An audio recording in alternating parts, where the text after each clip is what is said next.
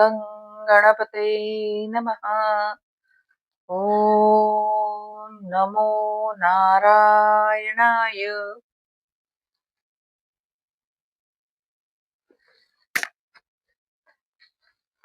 सगळ्यांना माझा मनापासून नमस्कार. काल आपण भगवंतांच्या दशावतारातला दुसरा अवतार बघितला, कूर्म अवतार, आणि त्याबद्दल आपण जेवढी सविस्तर माहिती करून घेता येईल तेवढी सविस्तर माहिती आपण करून घेतलेली आहे.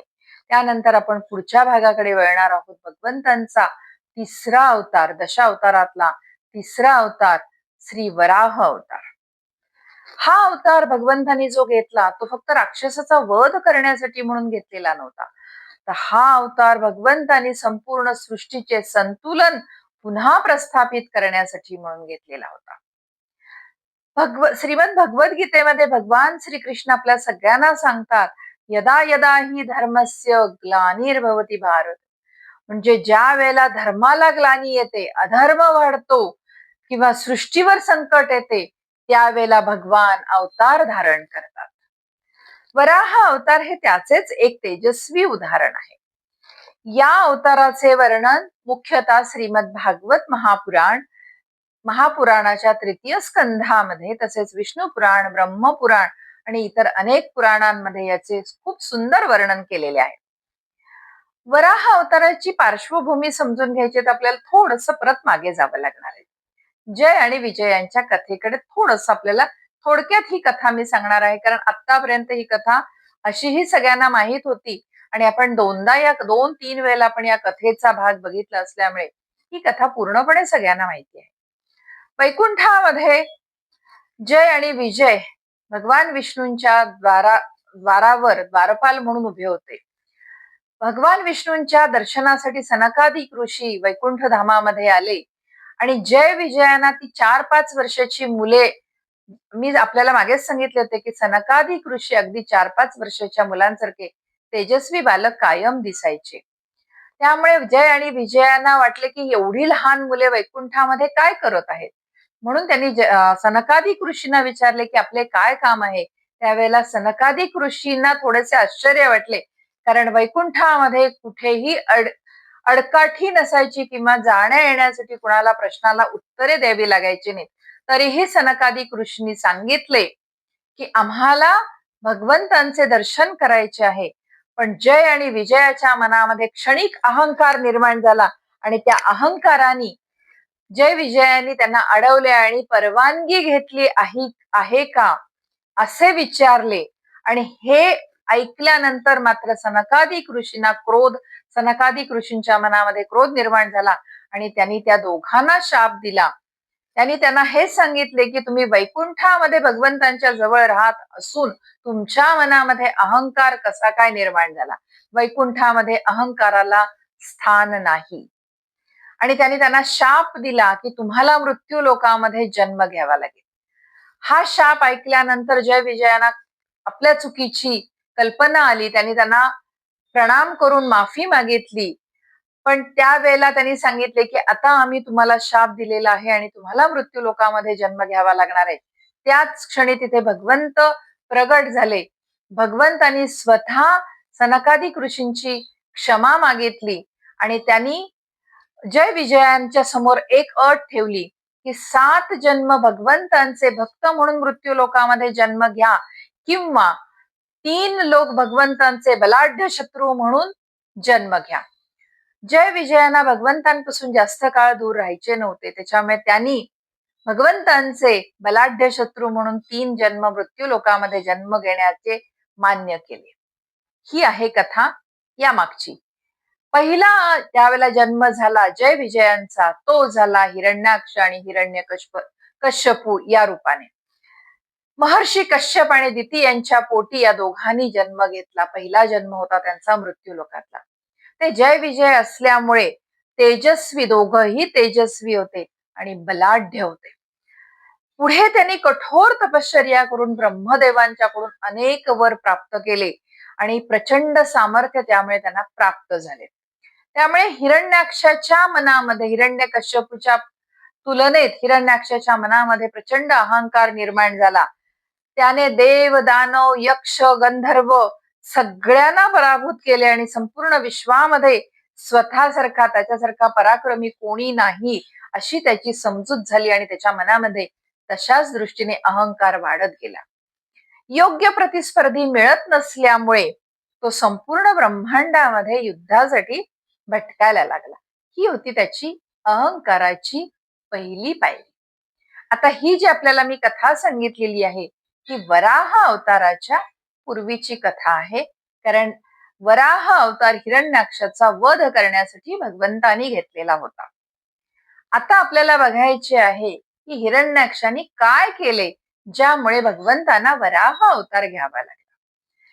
सृष्टीच्या प्रारंभी ज्या वेळेला जलप्रलय झाला आणि अजून पूर्णपणे सृष्टी स्थापन केलेली होती, स्वयंभू मनूने सृष्टी स्थापन केलेली होती, पण अजून ती एका जागी स्थिर झालेली नव्हती.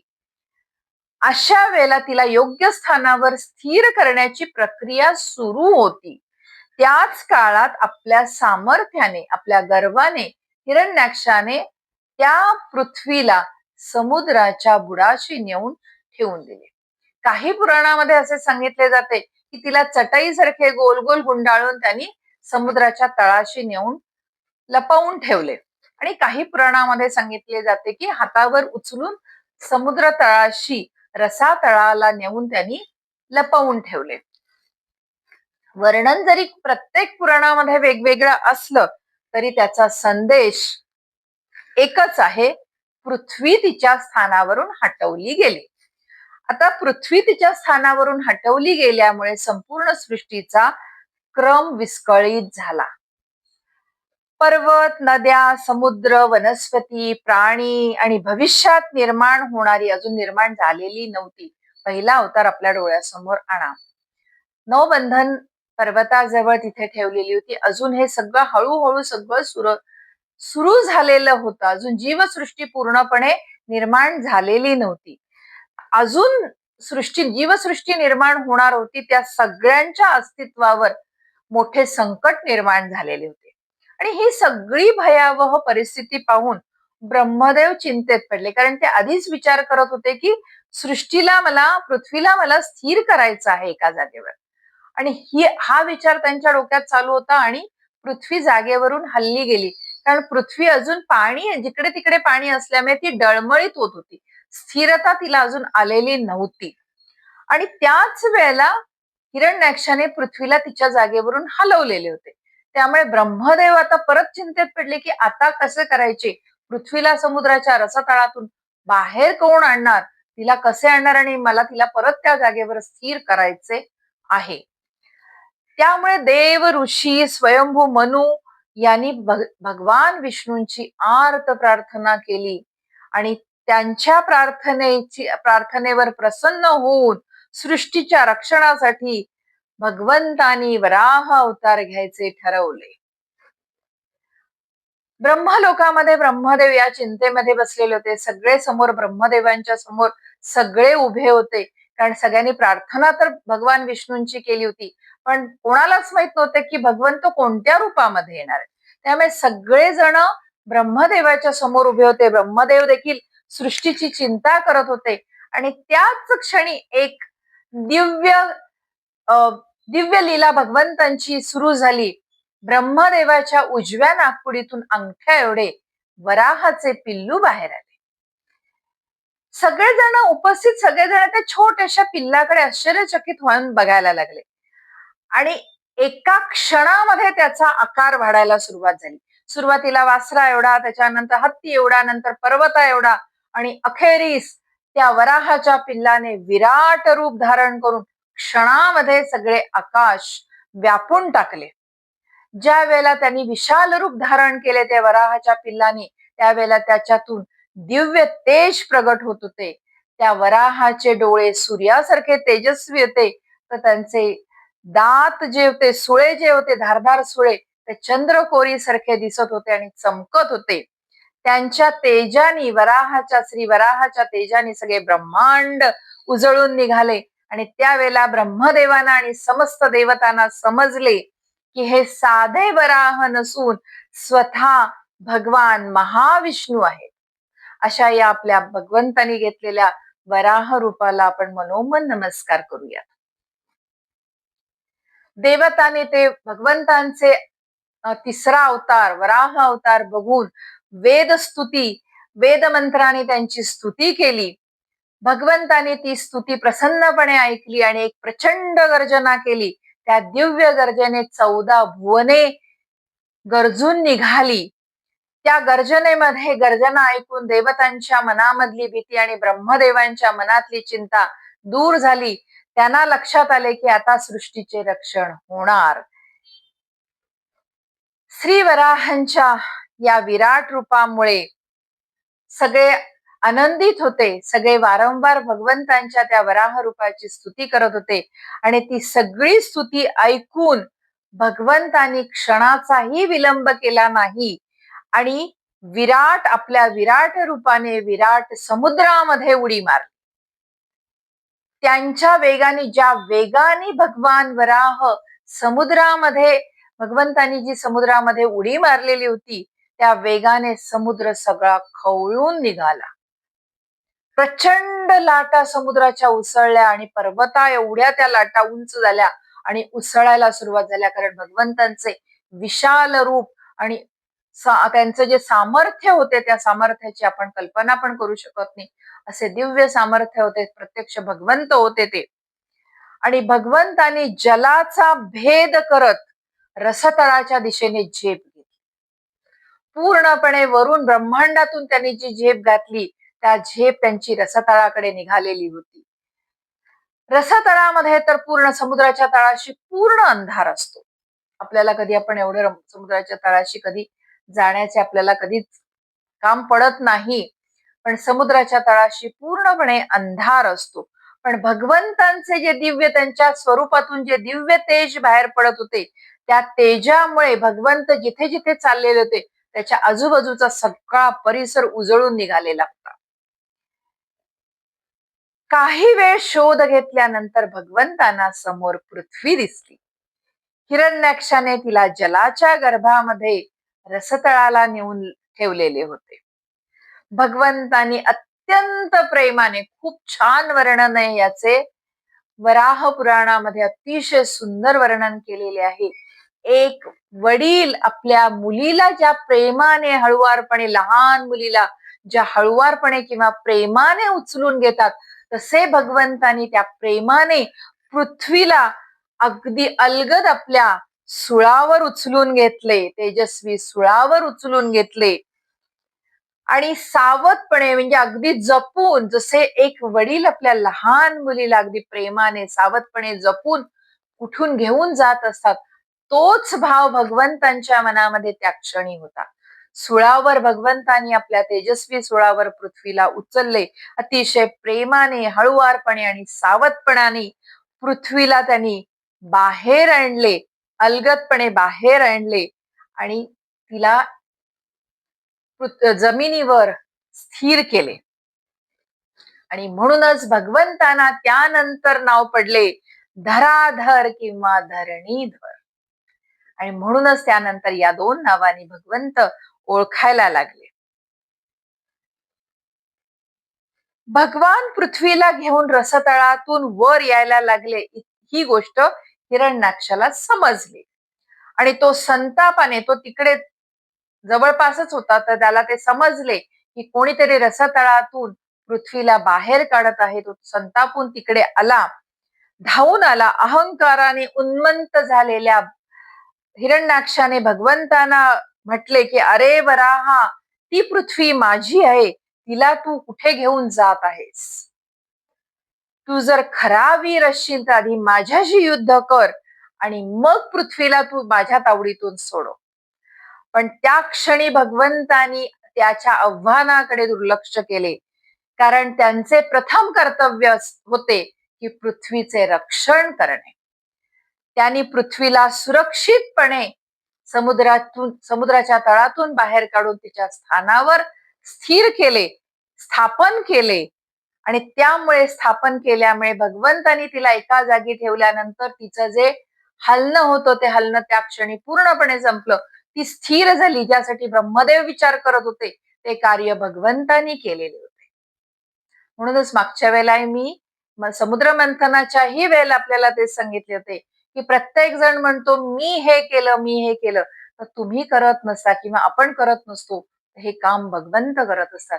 आता ब्रह्मदेव चिंतेत होते की पृथ्वीला स्थिर कसे करायचे, तर भगवंताने तिला समुद्र तळापासून काढले आणि तिच्या जागेवर स्थिर केले. तिचे संतुलन पुन्हा पूर्ववत झाले. पर्वत, समुद्र, दिशा आणि पुढे निर्माण होणारा संपूर्ण जीवसृष्टीचा मार्ग भगवंतानी पुन्हा खुला केला. आणि आता त्यांचे एक महत्वाचे कर्तव्य पूर्ण झालेले होते. पृथ्वीला तिच्या जागेवर स्थापन केलेले होते. आता त्यांनी हिरण्याक्षाकडे आपला मोहरा वळवला. आपले लक्ष त्यांनी हिरण्याक्षाकडे वळवले. त्या हिरण्याक्षामध्ये आणि भगवंतांमध्ये, भगवान वराहामध्ये अत्यंत भीषण महासंग्राम सुरू झाला. प्रथम गदायुद्ध झाले. हिरण्याक्षाने आपल्या प्रचंड गदेने भगवंतांवर अनेक घाव घातले, पण भगवंत मेरू पर्वतासारखे अचल होते. त्यांनीही आपल्या गदेने जोरदार हिरण्याक्षाला प्रत्युत्तर दिले. त्या प्रहाराने, भगवंतांच्या प्रहाराने ब्रह्मांड दणाणून गेले. हिरण्याक्ष मायावी होता, त्याला अनेक वर मिळाले होते ब्रह्मदेवांकडून. त्यामुळे तो आपल्या मायावी शक्तीने कधी अंधार, वादळे, विविध भ्रम, भयंकर अस्त्रांचा वर्षाव करून भगवंतांना रोखण्याचा प्रयत्न करत होता. पण भगवंतांची योग माया त्या सगळ्यापेक्षा श्रेष्ठ होती. हे सगळी भगवंतांची लीला होती. त्याने निर्माण केलेल्या प्रत्येक मायाजाळ भगवंत नष्ट करत होते. देवता सगळेजण आकाशातून हे युद्ध बघत होते. आश्चर्यचकित होऊन, विस्मयचकित होऊन हे युद्ध बघत होते. ब्रह्मदेवानी भगवंतांना, आणि हे युद्ध संध्याकाळ होत आली, ते बघून ब्रह्मदेवानी भगवंतांना विनंती केली, हात जोडून ब्रह्मदेवानी विनंती केली की प्रभो, संध्याकाळ व्हायच्या आधी या दैत्याचा वध करा, कारण त्याचे त्या वेळेनंतर सामर्थ्य वाढणार आहे, वाढते. असुरांचे, दैत्यांचे सामर्थ्य हे संध्याकाळ नंतर रात्री हे जास्त प्रमाणामध्ये वाढत असते. म्हणून प्रभो, संध्याकाळ जवळ आलेली आहे, त्याच्या आतमध्ये त्याचा वध करा, असा ब्रह्मदेवानी विनंती केली भगवंतांना, भगवान वराहांना. भगवंतानी स्मितहास्य केले आणि क्षणार्धात प्रचंड वेगाने हिरण्याक्षावर धाव घेतली आणि एका जबरदस्त प्रहाराने त्यांनी हिरण्याक्षाला जमिनीवर पाडले. काही पुराणांमध्ये भगवंतांनी गदेच्या प्रहाराने त्याचा वध केला म्हणून सांगितले गेलेले आहे, तर काही ठिकाणी दिव्य सामर्थ्याने आणि सुळ्याच्या आघाताने त्याचा वध केला असे सांगितलेले आहे. दोन्हीही अनेक पुराणांमध्ये वेगवेगळ्या कथा असतात, पण त्याचा सार किंवा त्याचा अर्थ एकच आहे की भगवंतांनी हिरण्याक्षाचा वध केला. हिरण्याक्षाचा वध होताच देवतांनी आकाशातून पुष्पवृष्टी केली. श्रीवराह, जय वराह, श्रीहरी श्रीहरी असा जयघोष सगळीकडे घुमायला लागला. पृथ्वीचे रक्षण झाले, धर्माची पुनर्स्थापना झाली आणि एका अहंकाराचा पराभव झाला. ज्या गर्वाने हिरण्याक्षाने पृथ्वीला रसतळाला नेलेले होते, त्याच्या अहंकाराचा त्या दिवशी कायमचा अंत झाला. हिरण्याक्षाचा वध करून भगवान श्री वराहानी पृथ्वीला पुन्हा तिच्या योग्य स्थानावर स्थापन केले. देव, ऋषी, सिद्ध, गंधर्व आणि ब्रह्मदेवानी भगवंतांची मधुर स्वरामध्ये स्तुती केली. संपूर्ण सृष्टीत पुन्हा एकदा धर्म, शांतता, संतुलन प्रस्थापित झाले. परंतु वराह अवतार हा केवळ एका राक्षसाचा वधाचा प्रसंग नाही, तर या अवतारामध्ये अत्यंत गहन तत्वज्ञान दडलेले आहे. आणि प्रत्येक युगामध्ये, फक्त कलियुगात नाही, प्रत्येक युगाला मार्गदर्शन करणारा आध्यात्मिक संदेश त्यामध्ये दडलेला आहे. पुराणामध्ये पृथ्वीला केवळ मातीचा गोळा मानलेले नाही, तर भूदेवी म्हणून तिचा गौरव केलेला आहे. ती भगवान विष्णूंची शक्ती भक्ती मानली जाते. म्हणूनच भगवंतानी तिला आपल्या दिव्य सुळावर उचललेले होते. तो फक्त भूमीचा उद्धार नव्हता, तर संपूर्ण सृष्टीचा उद्धार होता. आणि म्हणूनच भगवंतांना भूवराह हे पण नाव भगवंतांना मिळालेलं आहे. भूवराह, धराधर, धरणीधर, यज्ञवराह अशी अनेक नावे प्राप्त झाली आहेत. भगवंतांनी भूदेवीला वर काढल्यानंतर, समुद्र तळापासून वर काढल्यानंतर, ज्या वेळेला समुद्र तळापासून तिला वर आणत होते, त्यावेळेला भूदेवीच्या मनामध्ये जीवांच्या कल्याणाविषयी अनेक प्रश्न निर्माण झालेले होते. ज्या वेळेला तिला रसतळाला नेऊन हिरण्याक्षांनी बसवलेले होते, त्याही वेळेला तिच्या मनामध्ये जीवसृष्टीच्या बद्दल, जीवांच्या कल्याणाबद्दल मनामध्ये चिंता होत्या, काळजी होती. ती शेवटी आई आहे, आपण पृथ्वीला आपली आई मानतो, त्यामुळे ती आपल्या कल्याणासाठी विचार करत होती. आणि ज्या वेळेला भगवंतानी तिला आपल्या सुळावर उचलून वर काढले, त्यावेळेला एक खूप सुंदर वराह पुराणामध्ये भूदेवी म्हणजे पृथ्वी आणि भगवंतांच्या मधला, भगवान वराहांच्या मधला अतिशय सुंदर संवाद आहे. प्रश्न उत्तरांवर आधारित हा संवाद आहे. खूप प्रश्न आहेत, त्यातले खूप महत्वाचे प्रश्न फक्त मी आपल्या समोर सांगत आहे.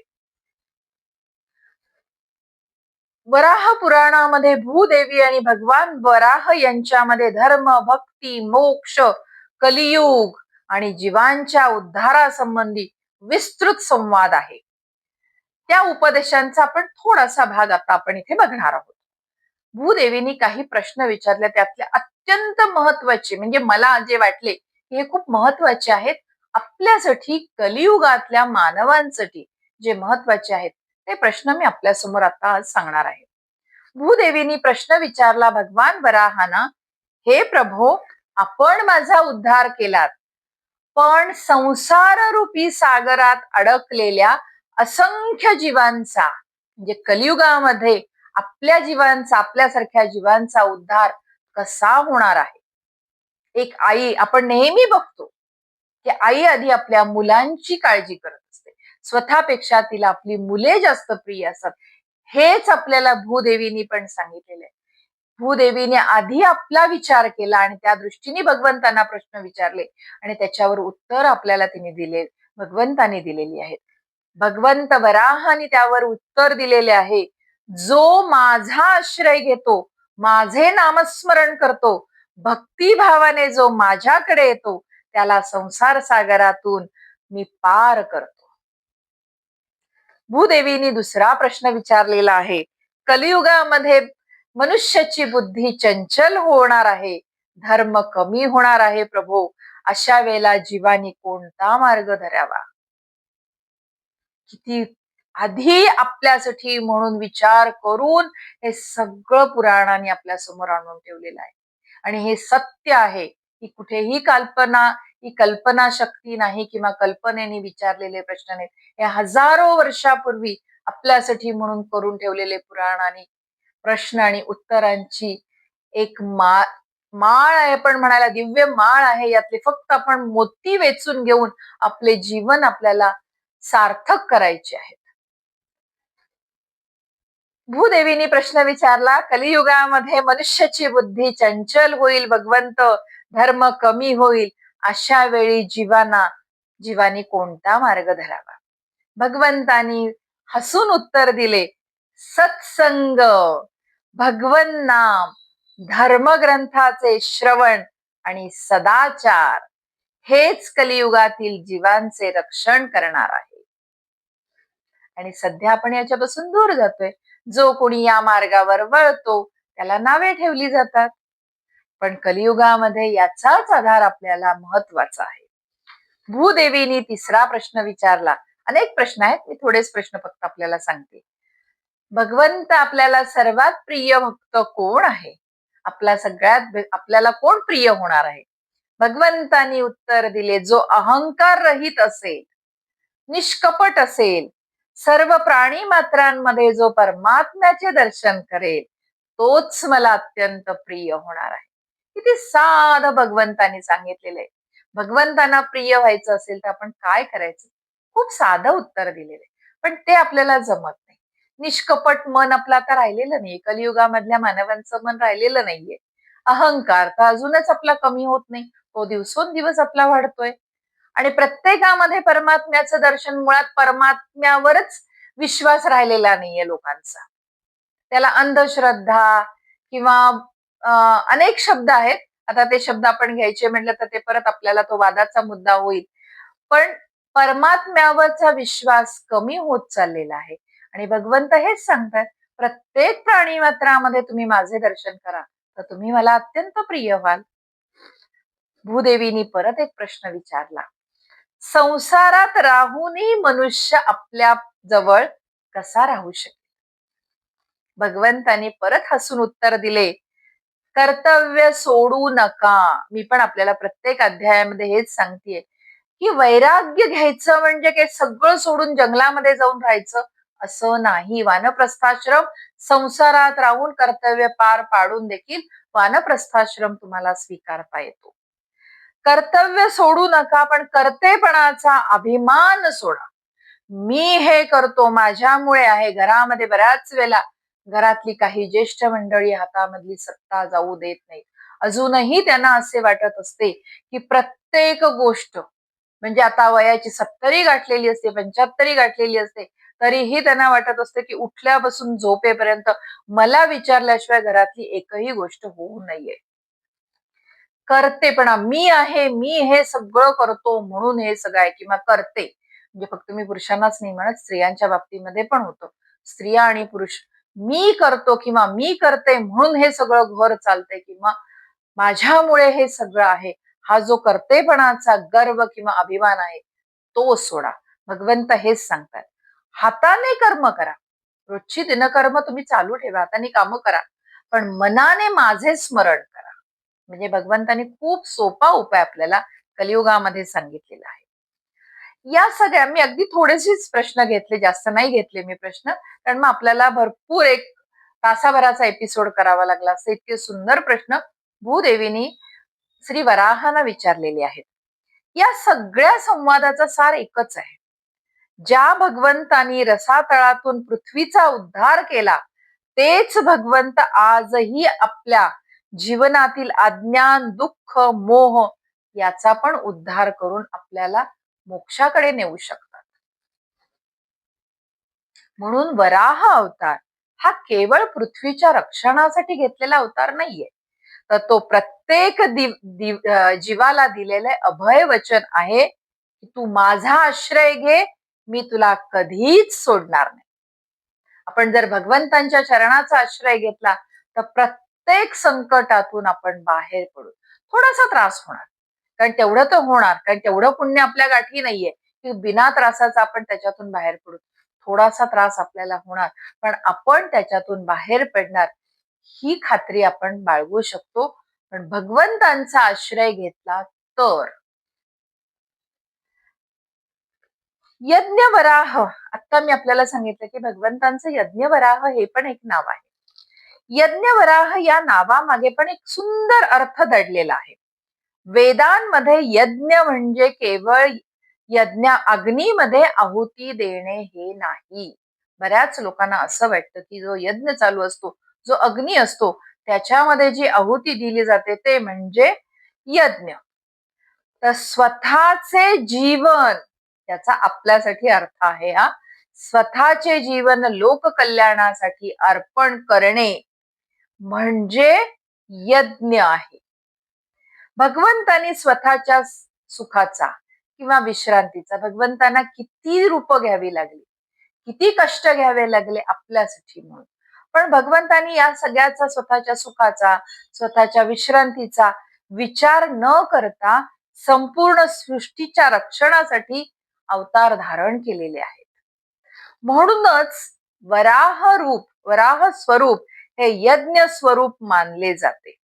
हा अवतार आपल्याला एक गोष्ट शिकवतो की खरे सामर्थ्य हे स्वतःसाठी नव्हे तर इतरांच्या कल्याणासाठी वापरले गेले पाहिजे. म्हणूनच वराह अवतार हा केवळ शक्तीचा नव्हे तर त्याग, कर्तव्य आणि धर्मरक्षणाचा आदर्श मानला जातो. या अवतारातून आपल्याला अनेक अमूल्य शिकवणी मिळतात. पहिली शिकवण आहे, अहंकाराचा शेवट निश्चित असतो. मी बऱ्याच अध्यायामध्ये सांगितलेलं आहे की जी अहंकारी व्यक्ती असते तिला त्या क्षणापुरते जे काही यश मिळते किंवा जी प्रसिद्धी मिळते हे सगळं तिला ते तेवढ्यापुरतं तिला वाटते की हे कायम स्वरूपी आहे, पण असे नसते. अहंकाराचा शेवट हा ठरलेला असतो. आपल्याला पुराणामधून अनेक कथांमधून आपल्याला हे समजून आलेले. सुरुवातीचे ते बलाढ्य सामर्थ्य, ते वैभव, ते ऐश्वर हे क्षणिक असतं. ज्या वेळेला भगवंतांनी ठरवले अहंकाराचा शेवट करायचा, त्यावेळेला त्यांचा शेवट हा निश्चित असतो. हिरण्याक्षाकडे अपार सामर्थ्य होतं, पराक्रम होता, वरदानाचं बळ होतं. आपल्याकडे तर ते पण नाहीये. आपल्याकडे फक्त पैसा आहे, सत्ता पण आजकाल फार कमी लोकांच्याकडे, राजकारणी लोकांच्याकडे. आपल्यासारख्या सर्वसामान्य लोकांच्याकडे सत्ता नाहीये. साधा आपल्याकडे कुठले पद वगैरे काहीतरी एखादं असतं, आपण नोकरी करत असलो किंवा दुसऱ्या कुठल्या कार्यामध्ये असेल तर ते पद असतं. सत्ता नाहीये. हा फक्त आपल्याकडे पैसा असतो. हिरण्याक्षाकडे तर सत्ता होती, सामर्थ्य होतं, पराक्रम होतं. प्रत्यक्ष ब्रह्मदेवाने दिलेले अनेक वरदानांचं बळ होतं. पण त्याच्यात काय नव्हतं? त्याच्यामध्ये नम्रता नव्हती. सामर्थ्याला जेव्हा अहंकाराची जोड मिळते, तुमच्याकडे सामर्थ्य आहे, पैसा आहे, ऐश्वर आहे, पण नम्रता जर नसेल तुमच्याकडे, अहंकार खूप वाढलेला असेल, गर्व खूप वाढलेला असेल, तर तुमचा विनाश हा अटळ असतो. दुसरी शिकवण भगवंतानी आपल्याला सांगितलेली आहे, योग्य वेळी भक्तांच्या मदतीसाठी भगवंत धावून येतातच. संकट कितीही मोठं असू दे, अंधार कितीही दाट असू दे, श्रद्धा आणि विश्वास अजिबात सोडू नका. योग्य वेळ आली की भगवंत तुम्हाला योग्य मार्ग दाखवतातच. आणि तिसरी शिकवण आहे, परमेश्वरासाठी कोणतेही रूप लहान किंवा मोठं नसतं. म्हणजे भगवंत जे रूप घेतात ते कुठलंही त्यांना रूप, हेच रूप, तेच रूप, चांगलं दिसणारं रूप असं भगवंतासाठी नसतं. भगवंतांना त्यावेळेला जे योग्य वाटतं तेच रूप भगवंत धारण करतात. भगवंतांनी वराहाचे रूप धारण करून संपूर्ण सृष्टीचे रक्षण केले. यावरून हे स्पष्ट होते की कार्य महान असेल तर कोणतेही रूप दिव्य ठरते. या अवतारातला एक सुंदर आध्यात्मिक अर्थ आहे. जसा हिरण्याक्षाने पृथ्वीला रसतळाला नेले, तसेच आपल्या मनातला काम, क्रोध, लोभ, मद, मत्सर, अहंकार असे षड्रिपू आपल्या विवेकाला अधोगतीकडे नेतात. मन अशांत होतं, जीवनातलं संतुलन हरवतं आणि माणूस स्वतःच्याच अज्ञानामध्ये, ज्याला तो ज्ञान समजतो, त्याच्यात अडकून पडतो. अशा वेळी भगवंतांचे जर तुम्ही नामस्मरण केले, सत्संग केला, स्वाध्याय केला, सदाचार केला, सदाचार तर खूप अवघड आहे सध्या, सदाचार सदाचार केला, हेच आपल्या जीवनातले वराह अवतार ठरतात. ते आपल्या अंतःकरणाला अज्ञानाच्या रसतळातून बाहेर काढून पुन्हा धर्म, विवेक आणि प्रकाशाच्या मार्गावर उभे करतात. म्हणून वराह अवतार हा केवळ हजारो वर्षापूर्वी घडलेली घटना नाही किंवा पुराण कथा नाही, तर ती प्रत्येक युगातली, प्रत्येक भक्तांच्या जीवनामधली, प्रत्येक संकटग्रस्त मनातला आशेचा संदेश आहे. जेव्हा जीवन संकटात सापडते, जेव्हा मन निराशेच्या रसतळाला बुडते, तेव्हा श्रद्धा, भक्ती आणि भगवंतांवरचा अखंड विश्वास पुन्हा उन्नतीच्या मार्गावर आपल्याला घेऊन जातो.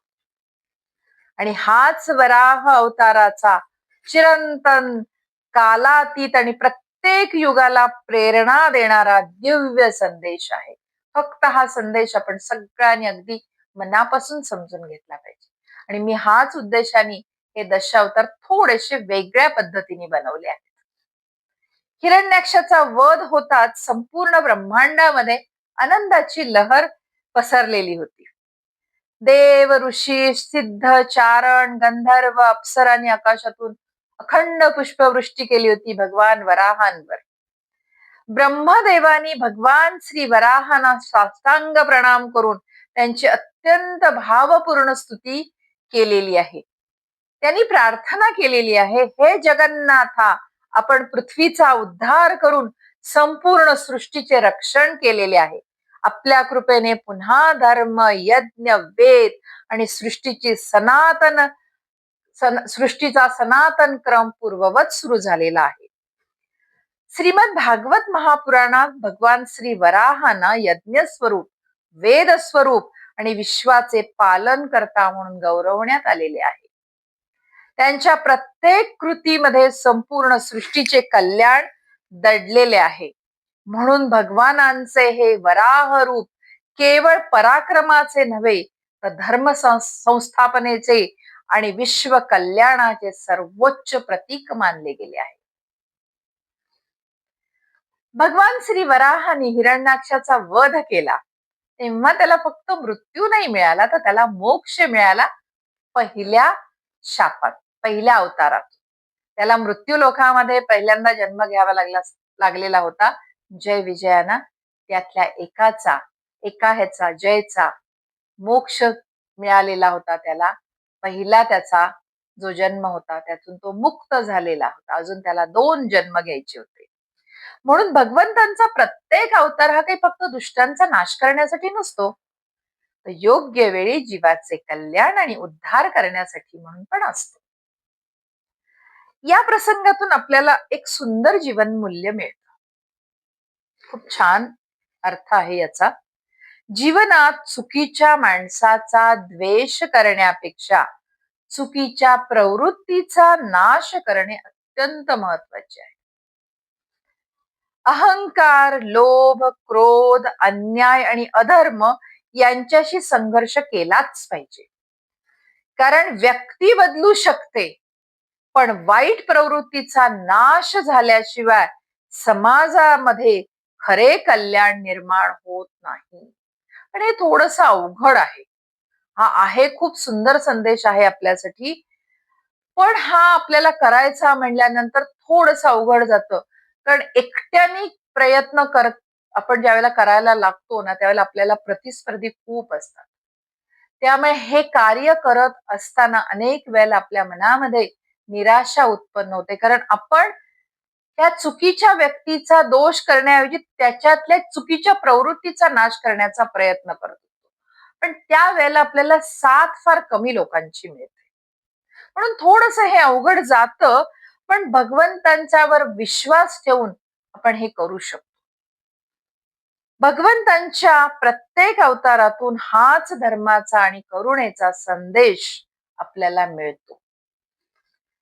आता मला जिथे जिथे शक्य झाले त्या भगवंतांच्या अवतारांची मंदिरं भारतामध्ये कुठे कुठे आहेत हे मी सांगण्याचा थोडासा आपल्याला प्रयत्न करते. म्हणजे कधी कधी काय होतं की आपण त्या भागामध्ये जातो, पण भगवंतांचं अरे दशावतारातलं हे अवताराचं मंदिर इथे होतं हे आपल्याला नाही जर कळलं, तर नंतर ज्यावेळेला कळतं त्यावेळेला आपल्याला वाईट वाटतं. म्हणून मी थोडासा एक छोटासा प्रयत्न करते. भारतामध्ये भगवान श्री वराहांची अनेक प्राचीन आणि प्रसिद्ध मंदिरं आहेत. त्यातलं राजस्थान येथलं पुष्कर येथील श्री वराह मंदिर अत्यंत प्राचीन आणि ऐतिहासिक मानले गेलेले आहे. तसेच हे मात्र मंदिर मी जे आता सांगणार आहे हे मंदिर सगळ्यांना माहिती असणार आहे.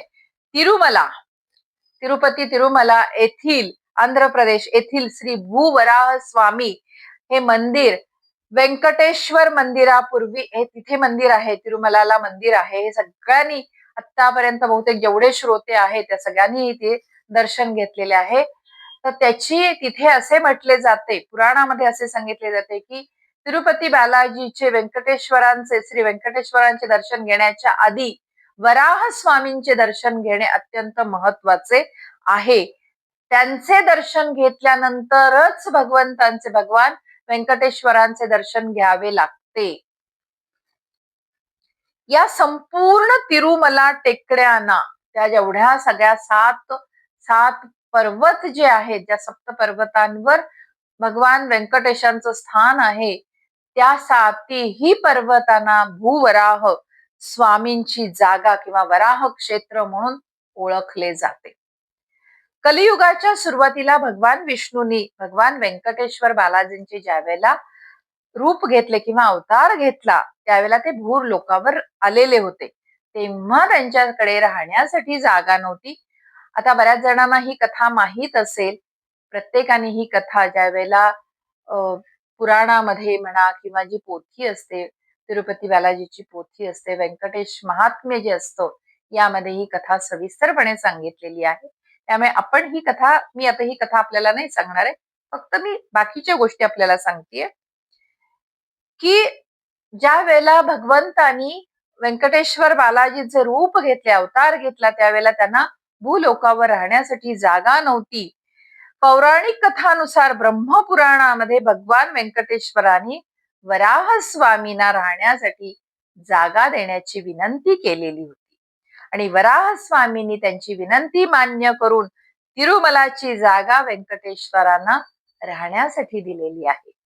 आणि याचमुळे व्यंकटेश्वर बालाजींनी वराह स्वामींना खास एक वचन दिलेले आहे, की आजही ते जे वचन आहे, ती परंपरा आजही अनेक युगे उलटून गेलेली आहेत, अनेक वर्ष झालेली ते, परंतु आजही ती परंपरा पाळली जाते. तिरुपती बालाजीला ती परंपरा पाळली जाते. तिरुमलाला येणाऱ्या प्रत्येक भक्ताने भगवान व्यंकटेश्वरांचे, भगवान बालाजींचे दर्शनापूर्वी वराह स्वामींचे दर्शन घेणे अत्यंत आवश्यक आहे. म्हणून आजही ही प्रथा आहे. माझे स्वतःचे पण कुलदैवत श्री तिरुपती बालाजी आहे.